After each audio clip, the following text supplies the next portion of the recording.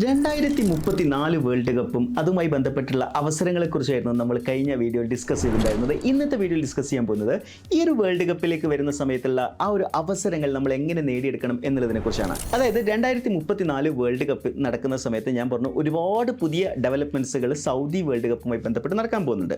അപ്പോൾ അതിൽ ഏറ്റവും പ്രധാനപ്പെട്ടതാണ് അവിടെയുള്ള ഹോട്ടൽ റൂംസുകൾ. 2,30,000-ലധികം ഹോട്ടൽ റൂംസുകളുടെ ആവശ്യമുണ്ട്. അതേപോലെ തന്നെ 11ഓളം പുതിയ സ്റ്റേഡിയങ്ങൾ, റെയിൽവേ ഇൻഫ്രാസ്ട്രക്ചർ ഡെവലപ്മെന്റ് ഉണ്ട്, കൺസ്ട്രക്ഷൻ ഫീൽഡിലുള്ള ഡെവലപ്മെന്റ്സ് ഉണ്ട്, റോഡ് റെയിൽ ഡെവലപ്മെന്റ്സ് ഉണ്ട്. അങ്ങനെ ഒട്ടനേകം ഡെവലപ്മെന്റ്സിനാണ് സൗദി സാക്ഷ്യം വഹിക്കാൻ പോകുന്നത്.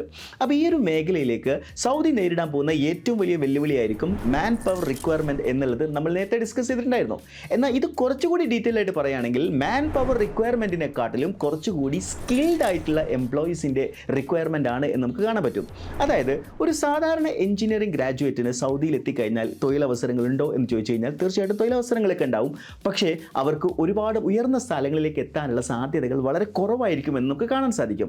അതിൻ്റെ ഒരു കാരണം എന്ന് പറയുന്നത് കോളേജിൽ നിന്ന് നമ്മൾ പഠിച്ചിറങ്ങുന്ന ഒരു എഞ്ചിനീയറിംഗ് ഗ്രാജുവേറ്റ് എന്ന് പറയുന്നത് ഒരിക്കലും ഇൻഡസ്ട്രിക്ക് മാച്ച് ആവുന്ന രീതിയിൽ പഠിച്ചിറങ്ങുന്ന എഞ്ചിനീയർ ആയിരിക്കില്ല. അതിന് ഏറ്റവും സിമ്പിൾ ആയിട്ടുള്ള എക്സാമ്പിൾ പറയുകയാണെന്നുണ്ടെങ്കിൽ കൺസ്ട്രക്ഷൻ ഫീൽഡിലെ ഏറ്റവും ഇമ്പോർട്ടൻ്റ് ആയിട്ടുള്ള ഒരു പ്രൊഫഷനാണ് MEP എഞ്ചിനീയർ എന്ന് പറയുന്നത്. MEP എഞ്ചിനീയർ എന്ന് പറയുമ്പോൾ മെക്കാനിക്കൽ, ഇലക്ട്രിക്കൽ, പ്ലംബിംഗ്. ഇപ്പോൾ മെക്കാനിക്കൽ റിലേറ്റഡ് സിസ്റ്റം നോക്കുകയാണെങ്കിൽ ഹീറ്റ്, വെന്റിലേഷൻ ആൻഡ് എയർ കണ്ടീഷനിങ്ങിൻ്റെ സിസ്റ്റം അത് ഡിസൈൻ ചെയ്യാനുണ്ടാവും, അത് ഇംപ്ലിമെൻറ്റ് ചെയ്യാനുണ്ടാവും. ഇലക്ട്രിക്കൽ നമ്മൾ നോക്കുകയാണെങ്കിൽ ഒരുപാട് ഇലക്ട്രിക്കൽ സിസ്റ്റംസ്, ലൈറ്റിംഗ് സിസ്റ്റംസ് ഒക്കെ നമുക്ക് അവിടെ ഇംപ്ലിമെൻറ്റ് ചെയ്യാനുണ്ടാവും.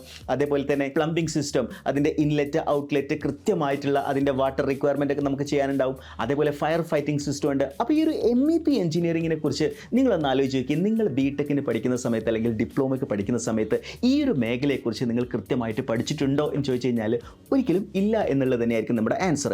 അപ്പോൾ നമ്മളൊരു BTech അല്ലെങ്കിൽ ഡിപ്ലോമ ജസ്റ്റ് കഴിഞ്ഞിറങ്ങിയ ഒരാളെ സംബന്ധിച്ചിടത്തോളം ഈ തൊഴിലവസരം നേടിയെടുക്കുക എന്ന് പറയുന്നത് വളരെ ഡിഫിക്കൽട്ട് ആയിട്ടുള്ള ഒരു ടാസ്ക് ആയിരിക്കും.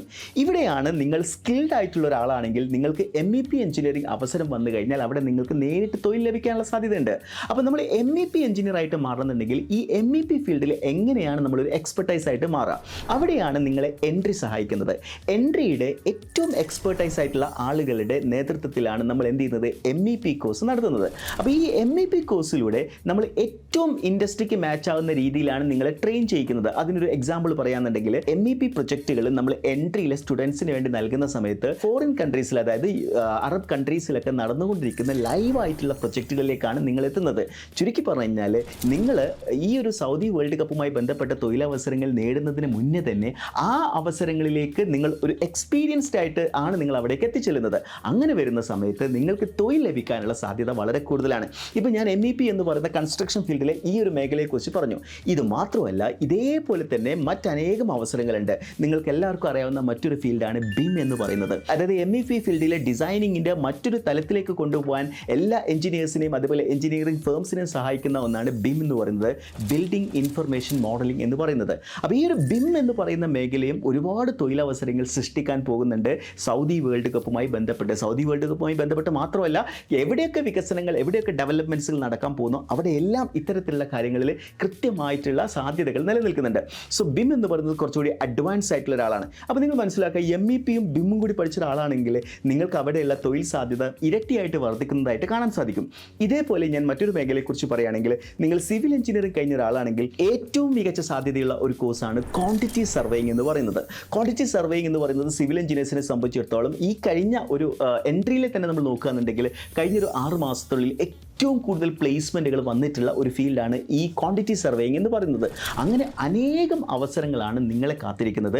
പക്ഷേ ഇപ്പോഴൊക്കെ ഞാൻ പറയുകയാണ്, നിങ്ങൾക്ക് ഈ അവസരങ്ങൾ ലഭിക്കണമെന്നുണ്ടെങ്കിൽ നിങ്ങൾ ഏറ്റവും സ്കിൽഡ് ആയിട്ടുള്ള എഞ്ചിനീയേഴ്സ് ആയിട്ട് മാറണം. അല്ലാത്ത പക്ഷം ഒരിക്കലും ഒരു BTech ഗ്രാജുവേറ്റോ അല്ലെങ്കിൽ ഡിപ്ലോമ ഹോൾഡർ ആ ഒരു സർട്ടിഫിക്കറ്റുമായിട്ട് നിങ്ങൾ അവിടെ എത്തുമ്പോൾ നിങ്ങൾക്ക് അവിടെ ഒരു ജോലി ലഭിക്കാനുള്ള സാധ്യത വളരെ കുറവാണ്. നിങ്ങളുടെ തൊഴിൽ സാധ്യത ഏറ്റവും ഉയർന്ന തലത്തിൽ എത്തണമെന്നുണ്ടെങ്കിൽ നിങ്ങൾ ഏറ്റവും സ്കിൽഡ് ആയിട്ടുള്ള എഞ്ചിനീയർ ആവണം. അവിടെയാണ് നിങ്ങൾക്ക് നല്ല പ്രൊമോഷൻ സാധ്യതയും നല്ല സാലറിയും, സ്റ്റാർട്ടിങ്ങിൽ തന്നെ ഉന്നതമായിട്ടുള്ള സാലറിയാണ് ലഭിക്കാൻ പോകുന്നത്.